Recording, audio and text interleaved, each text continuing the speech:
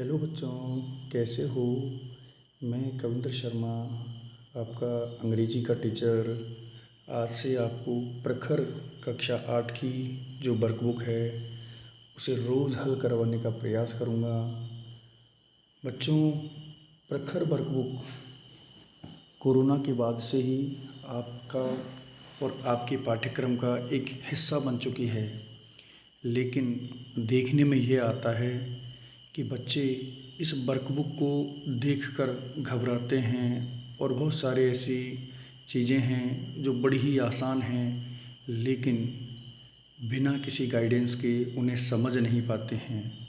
तो प्रिय बच्चों, आज से मैं आपको गाइड करूँगा और समझाने का प्रयास करूँगा कि आखिर किस प्रकार से वर्कबुक को हल करना चाहिए। बच्चों, मैं पहले ही स्पष्ट करना चाहता हूँ, वर्कबुक को हमें समझना है, हमें दक्षताएं हासिल करनी हैं, हमें रटना नहीं है। क्योंकि सरकार के द्वारा ये वर्कबुक बड़ी ही मेहनत और बड़े ही प्रयासों से आपके लिए तैयार की गई है। तो आइए बच्चों, शुरू करते हैं हम आज की वर्कशीट नंबर 1। जैसा कि आपको दिख रहा है, ये वर्कशीट नंबर 1 कक्षा 8 प्रखर जो आपकी वर्क बुक का नाम है उससे ली गई है। बच्चों, आपकी जो वर्कशीट हैं उन वर्कशीट्स में 3 प्रकार की वर्कशीट यहाँ पर दी गई हैं। पहला प्रकार है इजी, दूसरा प्रकार है मीडियम और तीसरा प्रकार है हार्ड। जिस भी प्रकार की वर्कशीट होगी उसे ग्रीन कलर से हाईलाइट किया गया है। जैसे ही वर्कशीट नंबर 1 इजी है यानी आसान है और शुरुआत हमेशा सरल से ही की जाती है। तो हम शुरू करते हैं इस वर्कशीट को। इस वर्कशीट में कॉम्पिटेंसी, जिसे हम दक्षता या हम कह सकते हैं कि हमें क्या सीखना है, जो बताई गई है। तो वो आप देखें, listen to short phrases, commands, dictations and respond appropriately.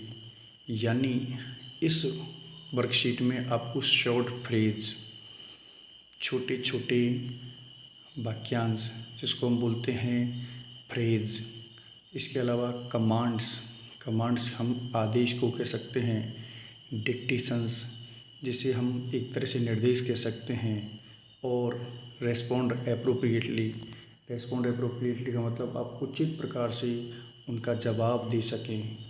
बच्चों, आप सभी जानते हैं कि जब हम कक्षा में पढ़ते हैं तो टीचर्स के द्वारा आपको अलग अलग प्रकार के निर्देश दिए जाते हैं।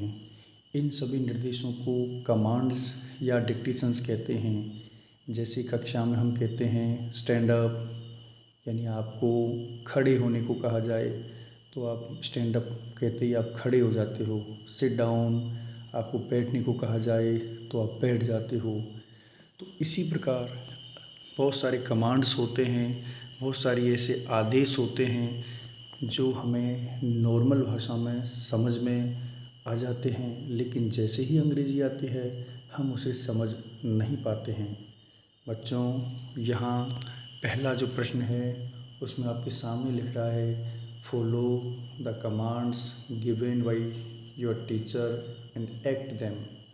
फॉलो का मतलब अनुसरण करो, कमांड्स का मतलब उन आदेशों का, गिवन यानी दिए गए हैं, योर टीचर यानी आपके टीचर के द्वारा, एंड एक्ट देम और अभिनय करो, यानी आपको जो कमांड्स इस बॉक्स में दिए गए हैं उन कमांड्स को आपको पहले तो फॉलो करना है और फिर उसके बाद एक्ट करना है।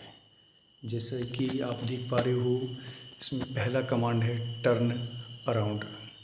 अब टर्न अराउंड क्या होता है, जिसको हम कहते हैं पीछे मुड़, तो पीछे मुड़ने को हम कहते हैं टर्न अराउंड। सेकंड वाला आप देखिए, touch your waist. Touch your waist ये सेकंड वाला है।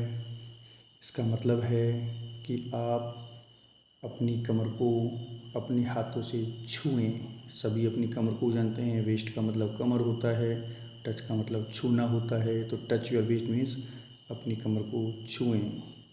नेक्स्ट है blink your eyes. Blink your eyes का मतलब ब्लिंक मीन्स झपकाना, योर का मतलब आपकी, आइज़ का मतलब आँखें, मतलब अपनी आँखों को झपकाओ। नेक्स्ट है wash your hands. Wash means धोना, हैंड्स का मतलब हाथ, अपने हाथों को धोएं।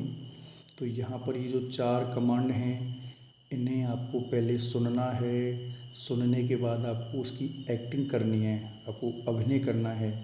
पहले वाले में आपको टर्न अराउंड, पीछे मुड़ के बताना है टीचर को। दूसरे वाले में आपको अपनी कमर को टच करके बताना है। तीसरे वाले में आपको अपनी आँखों को झपकाना है और चौथे वाले में आपको अपने हाथों को धोने की एक्टिंग करनी है।